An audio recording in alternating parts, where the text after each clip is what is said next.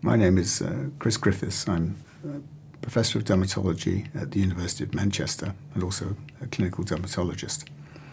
I direct the Medical Research Council-funded Stratified Medicine Consortium called PSORT, Psoriasis Stratification to Optimize Relevant Therapy.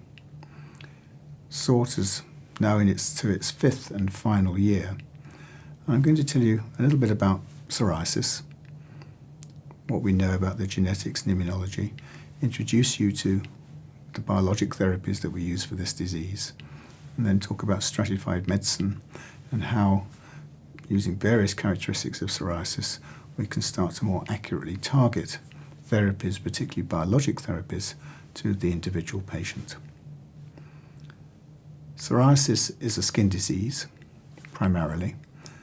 It is known to be immune-mediated and affects 2 million people in the UK. That's about 2% of the population. So it's a common disease. Most people with psoriasis develop the disease before the age of 40. So it can be lifelong, and it is frequently life-ruining because currently it is incurable.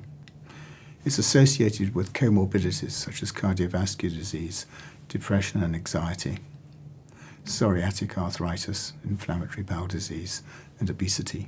So managing the patient with psoriasis is more beyond managing the skin. We've made considerable inroads into our understanding of the genetics and immunology of psoriasis. So we know that about 55% of people with early onset psoriasis occurring before the age of 40 have an association with HLA-CW6.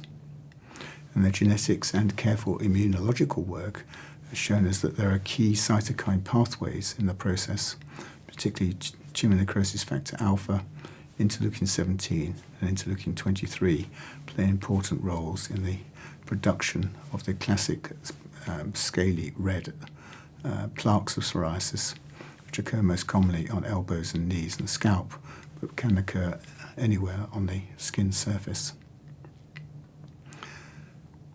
These biologic therapies, which have been introduced into the NHS over the past 10 to 12 years, have been transformational for our patients with severe disease, meaning that they can start to live a normal life and no longer require other treatments, and no longer require having to come into hospital sometimes for extended stays. Well, even though these biologic therapies are so powerful and so effective, not all patients gain benefit, and not all patients have a prolonged benefit, and sometimes they develop what's known as secondary failure to the drug if they've been on it for any length of time. Currently, for the management of psoriasis, we don't know which patient is going to respond best to which biologic therapy. It's more a trial and error approach. And what we're aiming to do with stratified medicine is to be able to target these drugs more accurately to the individual, a more personalized approach. The PSORT program has found that psoriasis is well suited to this stratified approach because these biologic therapies are used as monotherapy in psoriasis, unlike in rheumatoid arthritis where they're used in combination with other drugs such as methotrexate. As we can see psoriasis, we can accurately assess response to therapy, and also, because we can see it, we can biopsy the affected skin, the affected tissue, in a patient-acceptable and minimally invasive manner. So the PSORT Consortium, which is funded by the Medical Research Council, brings together academic clinicians and other scientists such as health economists and molecular biologists,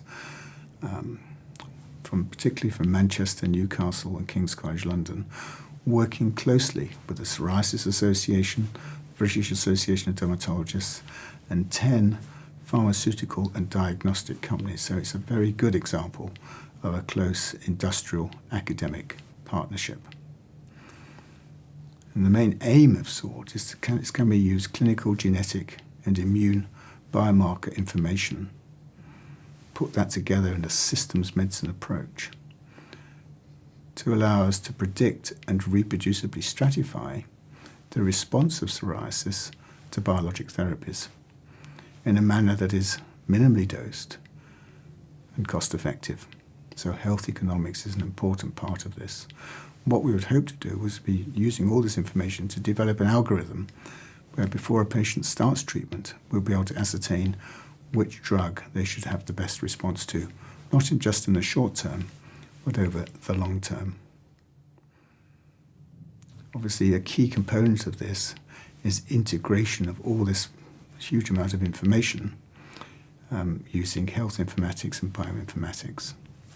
And the data is stored on a Transmart system. In the UK, we run a biologics registry called BADBEER.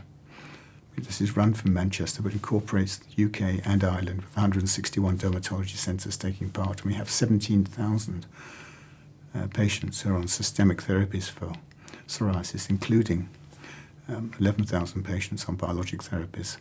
And we've been running for 11 years. And thus we're gaining information not just on safety of these drugs, but also on response to treatment. And about a third of them also have DNA and serum samples.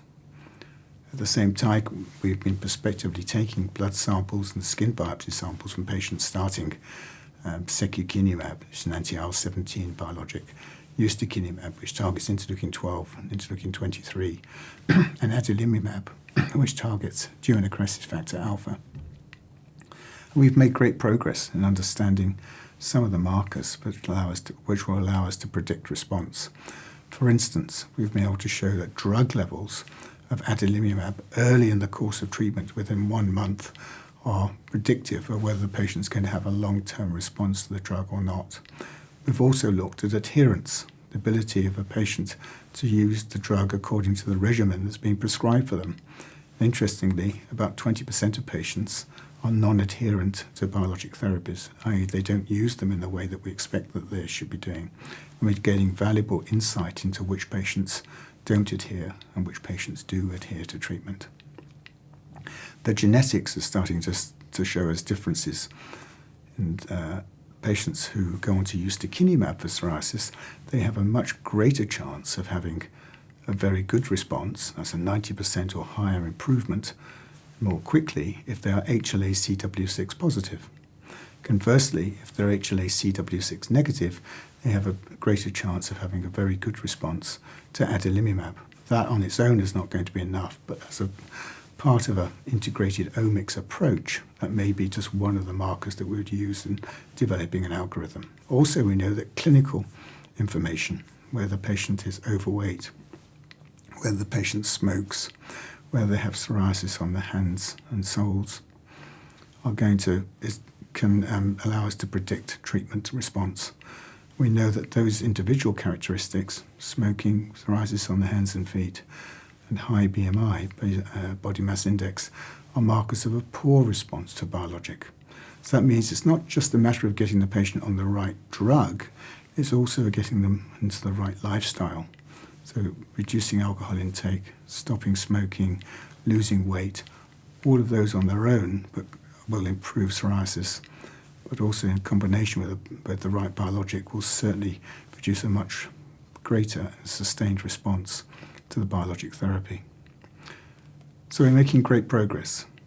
In this final year, we'll be starting to integrate all of the information that we have, working closely with our industry partners and others to ascertain whether we truly can develop an algorithm, which then we shall trial in clinical practice to see whether it's scalable into the real world. There are similarities between psoriasis and rheumatoid arthritis and inflammatory bowel disease, and some of the findings that we'll have in psoriasis using the drugs that I've mentioned, which have been used in psoriasis ahead of in other diseases, will inform physicians who are looking after patients with rheumatoid arthritis or gastroenterologists looking after inflammatory bowel disease, and of course vice versa. So by so doing, and with the collaborative nature of the National Health Service, I truly believe that PSORT will allow us to be very advanced in the UK and leading, as far as the world's concerned, in developing a stratified approach to management of this currently incurable and often life-ruining condition.